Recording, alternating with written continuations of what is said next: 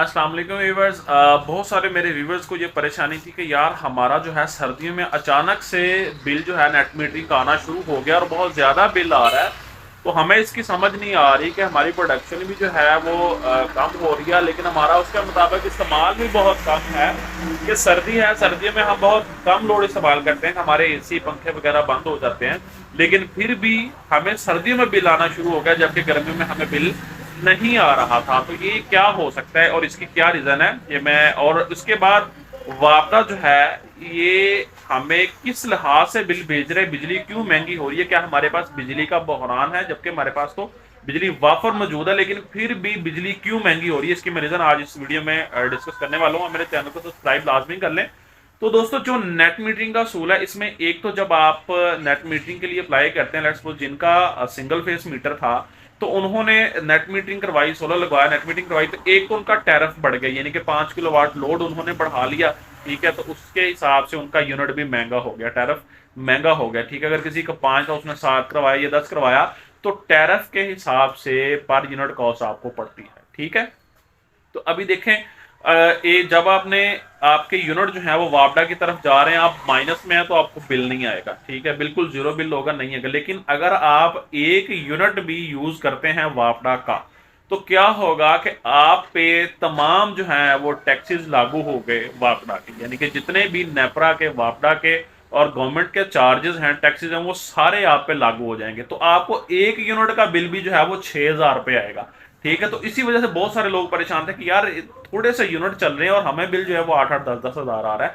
तो आप ये सर्दियों में ज़रा प्रोडक्शन कम है तो आप इसको थोड़ा मैनेज करके यूज़ करें, क्योंकि आजकल प्रोडक्शन बहुत कम होती है, पर किलोवाट 1-1.5 यूनिट रह जाती है प्रोडक्शन जो है। उस हिसाब से जो है आप इसको मैनेज करके चलाएं ताकि आपको ज़्यादा बिल ना आए।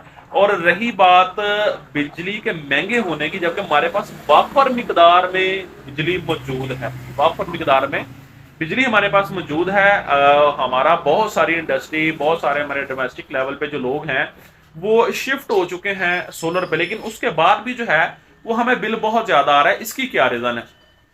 तो इसकी रीजन ये है कि हमारे जितने भी ग्रिड स्टेशंस हैं, ठीक है, वो इस चीज के पाबंद हैं कि उन्होंने माहाना जो बिजली उनको पहले रिक्वायर्ड थी, या जो पीछे निजी जितने भी सेंटर हैं जो बिजली बना रहे हैं, उन्होंने उन ग्रिड स्टेशंस को बिजली देनी ही देनी है और उन्होंने लेनी ही लेनी है। अगर वो नहीं लेंगे तो भी उनको वो पैसे, ये एग्रीमेंट है, तो भी उनको उतने ही पैसे अदा करने पड़ेंगे, लेंगे तो भी उतने पैसे अदा करने पड़ेंगे।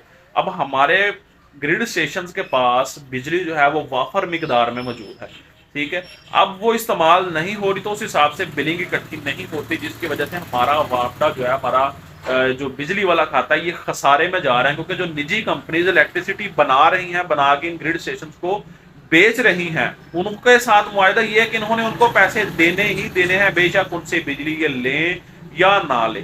तो उस जो है खसारे को पूरा करने के लिए लोगों पे मजीद टैक्सेस बढ़ाए जा रहे हैं, जैसे कि अभी 1,000 रुपये फिक्स टैक्स जो है वो कमर्शियल लेवल पे डाल दिया है कि वो आप इस्तेमाल करें ना करें, आपको 1,000 रुपये टैक्स अदा करना ही करना है। तो ये उस चीज को पूरा करने के लिए, यानी कि एक ग्रिड स्टेशन का लेट्स सपोज 1,000 घरों का एरिया है, तो 1,000 घर से वो लेट्स सपोज 1 करोड़ की रिकवरी अगर कर रहा था, वो 1,000 घरों में से अगर 500 घरों ने सोलर लगा लिया है, तो बाकी का जो 500 घर है वो 1 करोड़ का बर्डन उन पे चला जाएगा। ठीक है, या बीच में सोलर का जिनका बिल आ रहा है तो उनका उस हिसाब से उतना ज्यादा आना शुरू हो जाएगा। तो ये एक बड़ी रीजन है बिजली के महंगे होने की। तो आप जो है मेरे चैनल को सब्सक्राइब कर लें। शुक्रिया।